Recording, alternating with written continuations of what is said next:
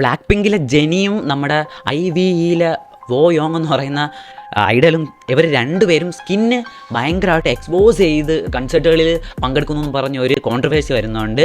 So സംഭവം എന്താ ഞാൻ പറഞ്ഞുതരാം. എങ്ങനെയാണ് റീസെൻ്റ്ലി നമ്മുടെ IVEയിലെ വോങ് യോങ് എന്ന് പറയുന്ന ആർട്ടിസ്റ്റ് SBS ഗായോ ഡേ ജോൺ എന്ന് പറയുന്ന ഒരു ഇവൻറ്റിൽ വന്ന സമയത്ത് ഒരു ക്രിസ്മസ് ലുക്ക് ഡ്രസ്സിലാണ് നമ്മുടെ വോങ് യോങ് വന്നത് കേട്ടോ.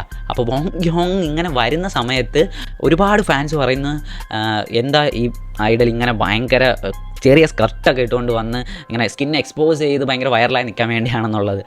സോ ഉടനെ തന്നെ അവരുടെ ഫാൻസ് വന്നിട്ട് പറഞ്ഞ് അങ്ങനെയാണെങ്കിൽ നമ്മുടെ ബ്ലാക്ക് പിങ്കിലെ ജെന്നി റീസെൻ്റ് ആയിട്ടുള്ള MMA മെലൺ മ്യൂസിക് അവാർഡിലെ ഷോയിലെ ഡ്രസ്സ് അതിൻ്റെക്കാട്ടി ചെറുതല്ലായിരുന്നു.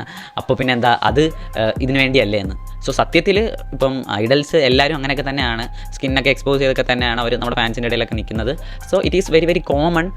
പിന്നെ ഇപ്പോൾ ഇതങ്ങനെ പറയേണ്ട കാര്യമല്ല, കാര്യം പഴയ ഐഡൽസ് കാണുന്നതായിരിക്കുമല്ലോ പുതിയ വരുന്ന ഐഡൽസുകളും ഫോളോ ചെയ്യുന്നത് അല്ലേ. പ്രത്യേകിച്ച് വലിയ മാറ്റമൊന്നും വരില്ല അതിൽ. സോ പിന്നെ ഗൈസ്, ഈ ന്യൂസുകളൊക്കെ ഞാൻ ഓരോ കൊറിയൻ വെബ്സൈറ്റുകളിൽ നിന്ന് കിട്ടുന്നതാണ്, അല്ലാതെ ഞാൻ എൻ്റെ ഭാവനയിൽ നിന്ന് ഉണ്ടാക്കുന്നതല്ല കേട്ടോ. നിങ്ങൾക്ക്